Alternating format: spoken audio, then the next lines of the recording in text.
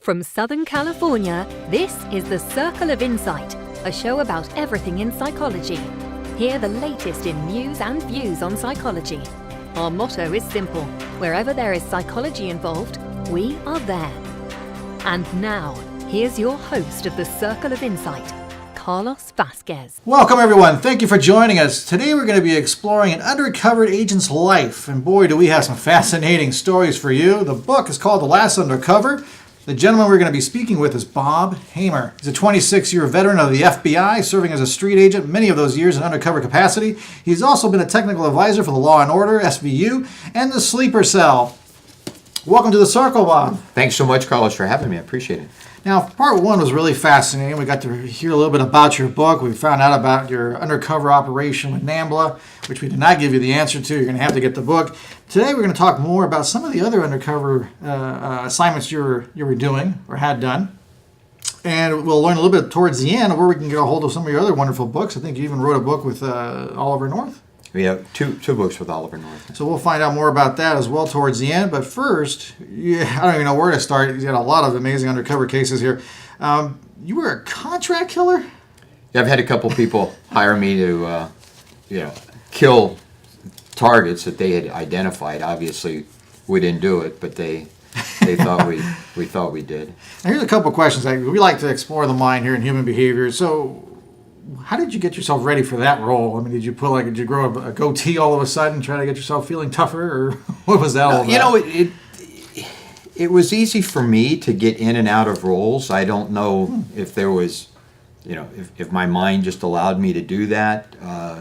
It was kind of, you get yourself built up and you identify how you think you should be acting as a contract killer, what you should be saying. Throughout most of my career, I didn't sleep very well because I would spend most of my time at night rehearsing, okay, what if this person says this, or what if they do that? What if they find the gun on me? What am I supposed to say? What if they find the recording device? What am I going to say? How am I going to react? So a lot of times when I would get into a situation and something would come up that I had already rehearsed in my mind, so I came off more quickly. So I just came back at them, with the response that they bought. So contract killer actually was a very easy role because you just played the tough guy. I mean, typically, unlike TV, I never played the Don Johnson Miami Vice guy where you get into somebody's face. You don't want the jury to think, oh my gosh, this guy sold the drugs to the undercover agent because he was afraid he was going to get killed if he didn't give him the drugs. I mean, you really would rather come off weaker so that it looks as though the target, the subject of your investigation, is the one that's doing the pressuring. So even as, say, a contract killer, you don't want to come off as, okay, now that you've met with me, you're going to have to pay me so I can kill this person. Otherwise, I'm going to kill you for not paying me. I mean, you understand what I'm saying? Sounds very complicated. It's even more complicated for you now.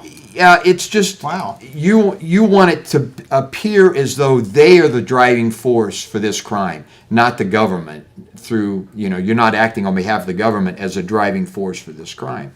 It has to be the defendant, the target, the subject of your investigation that is the driving force. Boy, that makes it even more complicated for your undercover work, because now you have to do this other act almost to make sure it gets certainly the case actually gets prosecuted. Certainly, and I'm sure you've talked with other law enforcement officers that have gone undercover.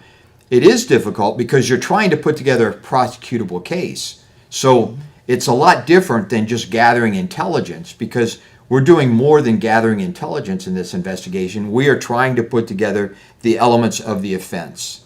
So that makes it much more difficult. Now, I know one of the stories I've heard from you, I don't know if it's in one of your books or not, but you detailed how your career progressed from one level to another. You started with, I think, Chinese trafficking of cigarettes. And then it started progressing more and more into guns and drugs and all sorts of stuff where we got into the Miami Vice-ish kind of mode. What did you do? Tell me a little bit more about that story with the Chinese trafficking of cigarettes. I thought that was really fascinating. I don't think anybody really knows about that one very much except for the Chinese.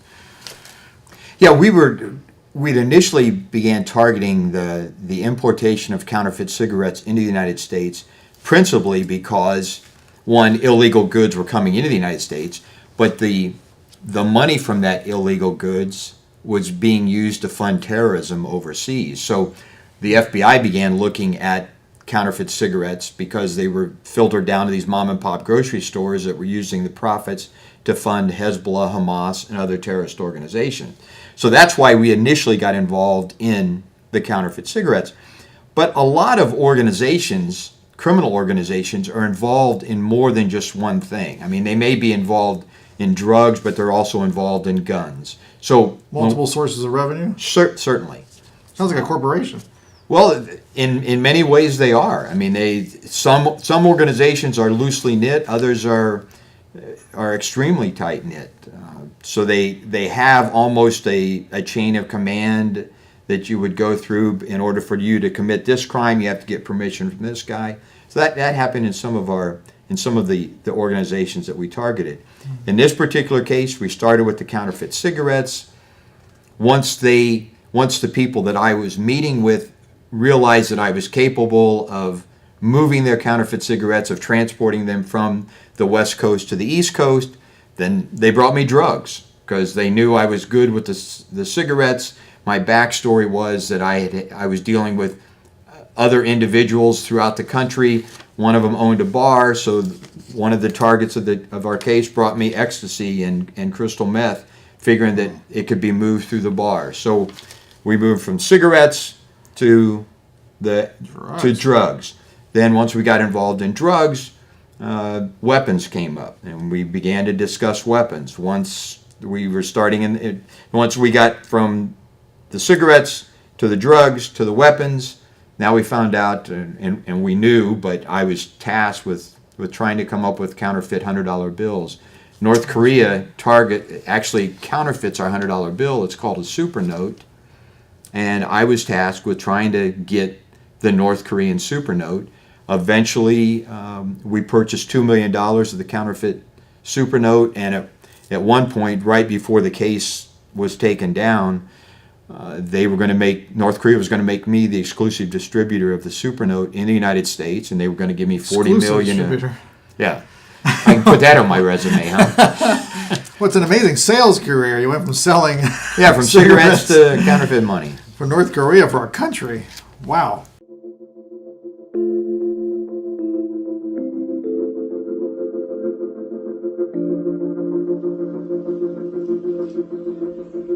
Hi, welcome to Adelante. This is Adelante Recovery, and my name is Yvette Kuglin, and I'm part of the staff.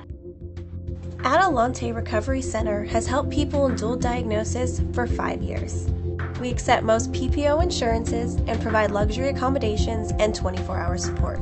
To speak with an admissions counselor, call 1-888-242-4450.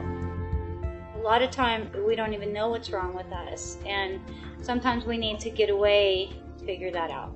So if you want to go for a little retreat out in Corona Del Mar, which is a confidential location, we're here to help. So we're only a phone call away. Thank you. And was there a lot of money in that 100 note? In the super note? Yeah, was there a lot of money being made by North Korea in this process, or were they just trying to destabilize government? What was there? No, there's a tremendous amount of money. I mean, the government, our government, has no idea totally how much of the super note is out there because Still doesn't. It's so good, and because most of it is distributed overseas. Now, this is a little different question along the same theme, but looking at a psychological angle.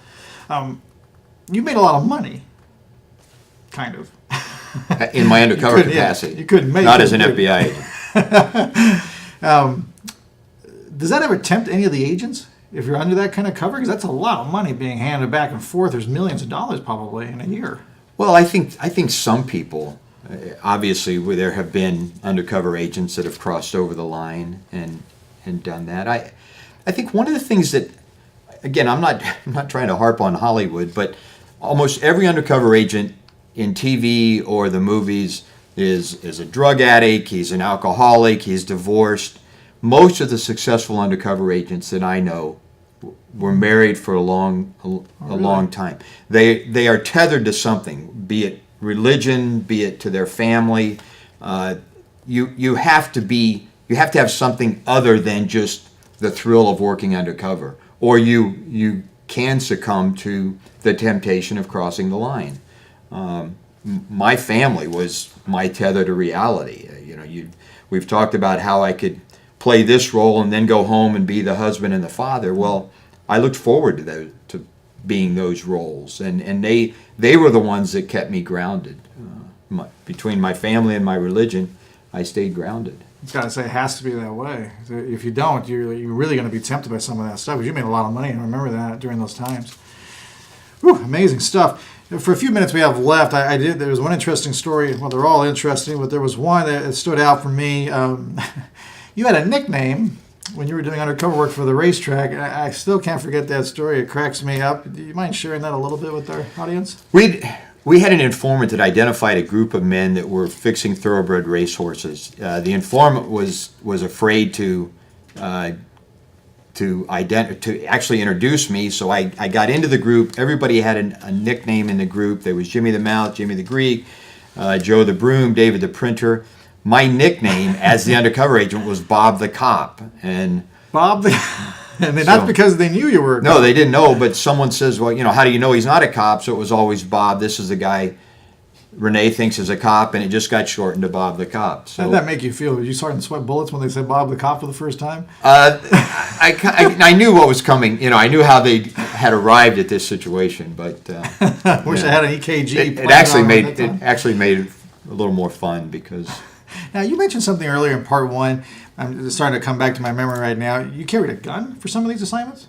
Sometimes if the undercover role called for me to carry a weapon, I would. I mean, when I was a NAMBLA member, I didn't carry a gun. If I were a drug dealer, I would carry a gun. When I went to the racetrack, I didn't carry a gun because people that go to racetracks in California don't carry guns because they don't have concealed weapons permits.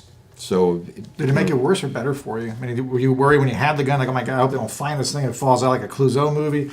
Or did you? Typically, if I in my role, if I was supposed to have a gun, I didn't worry about it. There was more like the day of the arrest, I would carry a gun in case I needed it. So then it was, I have to be careful they don't catch me before the arrest goes down. Sure. Type of thing. Well, last two things. One thing is, we were mentioning earlier that there's an organization, that a lot of these groups run like an organization. Did you see any bureaucracy like you did in the FBI?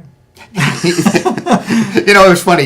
Even low level, the low level street thugs I would deal with would complain about management. So sometimes we could sit there and I could commiserate with them because I had the same issues with my bosses as they were having with theirs.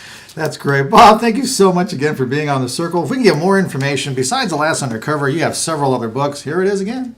You have a lot of other books that you've written as well with Ollie North. Where can we get a hold of these books? If you go to bobhamer.net, all the books are there with sample chapters, and you'll get a chance to see some of the other things that I've done. Thank you again. Remember, bobhamer.net, BOBHAMER.net. Welcome. Thank you again, everyone, for joining us. It was a great show. I hope you had as much fun as I did. Remember, our motto is simple. Wherever there's psychology involved, we are there. We'll see you next time, everyone.